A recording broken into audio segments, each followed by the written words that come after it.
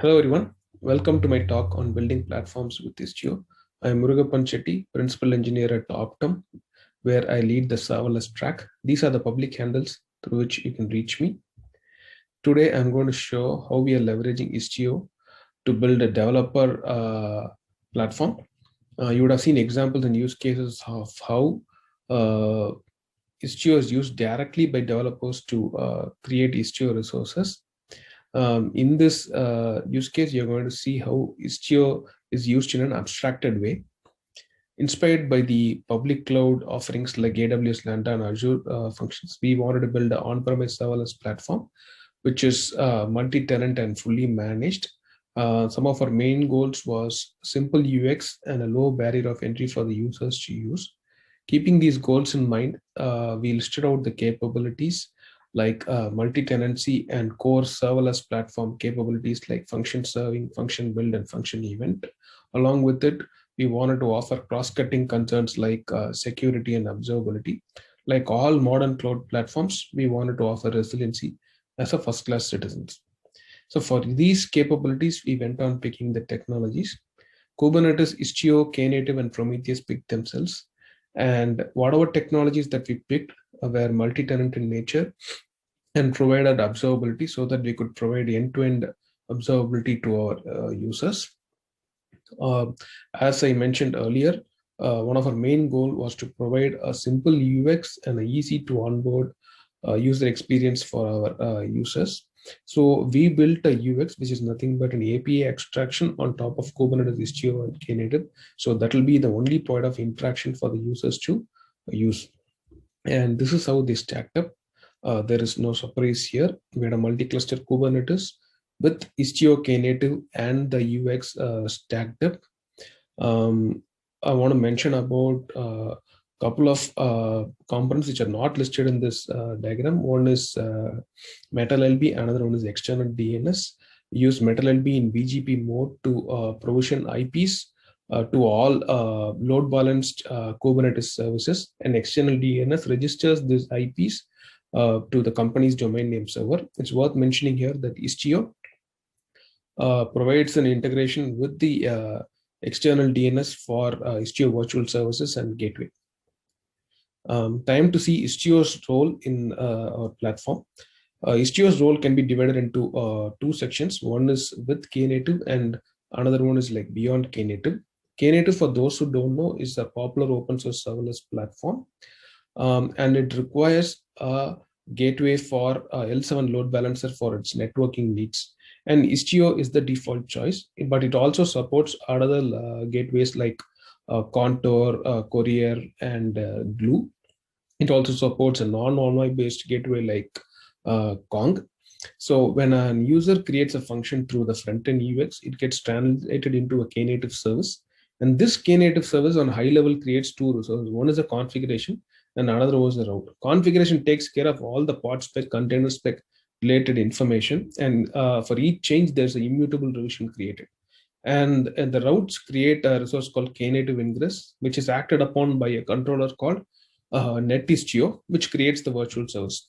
This is an example of a virtual service created by NetIstio, wherein you can see the owner reference as Knative ingress. And this is another example of how traffic splitting gets reflected from a Knative service to a through Istio virtual service. Knative also supports HTTPS routes. The certificates can be configured either manually or automatically. Manually is all it's listed in the Istio documentation as well. We create a certificate as a secret and then refer it in the gateway. Knative provides an automatic way in which it creates two resources. One is the Istio gateway and another was a cert manager certificate, for which we need a cert manager integration with Let's Encrypt or a certificate provider like Venafi. And you can see both of these resources are owned by the Knative resources. So when a user creates a Knative service or a function, Knative creates a gateway per route and a certificate, and this certificate is provisioned by the cert manager as a secret, and the secret gets referred in the gateway. Beyond Knative, we use Istio for securing the functions. So all that user needs to create from the front-end standpoint is give the function name and which JWT claim they want to protect the function against, which will create two Istio resources. One is called request authentication, which has the JWK's URI. And this is a common URI which we use across the platform, which we take an opinionated approach so that we don't need to ask the JWK's URI from every single user. And an authorization policy, which has the group name which is needed to protect the function. We also create another authorization policy which mentions the path that needs to be excluded from this policy so that the Knative control plane can reach the pod without any token information to scale it up or down. There's often request to register external services like databases, external APIs to have an end-to-end observability view. So for which we use the Istio service entry. Here also we take an opinionated approach wherein the resolution is always DNS. We support custom domains. Whenever a user requests for a custom domain, there's an option within Knative wherein we could make sure that Knative uses the annotations provided in the Knative service to configure the routes for custom domains. We take these domains and update the Knative ingress gateway and also create a service in the Istio system namespace so that a particular IP is assigned by metal LB and this IP gets registered by the external DNS. As you can see, this is not a very elegant process. So we use, we are in the process of converting this into Knative domain mapping, which got released in release 0.20, I guess. When we start using that, we would need to go through all these steps that domain mapping would take care of all the custom domains. And we also use Istio for end-to-end tracing. And there's an awesome KLA dashboard, which is currently used only by the operators as we're still evaluating the multi-tenant aspect of KLE so that we can roll out to the developers. Metering is one of the important aspect in any multi-tenant platform. So we want to meter all the hits to our functions and all the calls to the function so that we can report the metrics to the users. We use Istio CNI so that we don't want to provide any additional privileges to the namespace users. So these are all the features that we are using for Istio. One word of mention about the UX. As you can see, we have, wherever possible, we have taken an opinionated approach and tried to keep the barrier of entry really low. And this UX is the only point of interaction for the users, and they don't have to create any, they don't have to interact with Kubernetes Knative Istio APIs directly. And this also eliminates the bad actors creating any bad resources which could affect the cluster itself.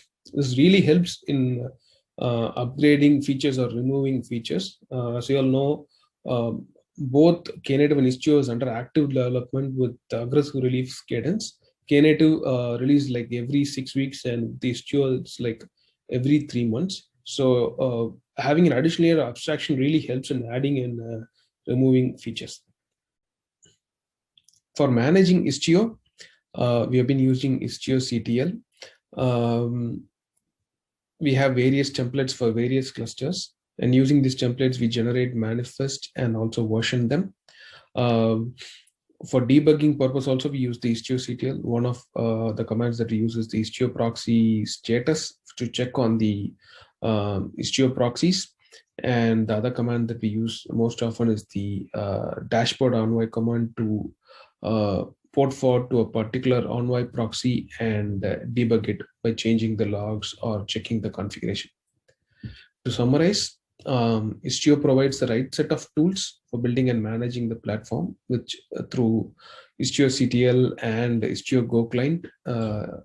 If I'm not wrong, Istio Go client was introduced only in the later part of 2019, without which this platform was not possible.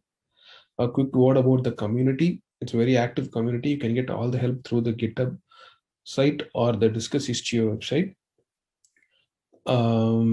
Also, a quick shout out to the folks at Glue and Christian Posta for the educational videos on Istio. Last but not the least, piece of advice for all the newcomers and who are trying to get started with Istio: try to start small. just with virtual servers and gateway, and slowly build on with the other features. That's all I have. Thanks for attending this today's session. If you want to reach me, you can reach me through the public GitHub lines. Thank you.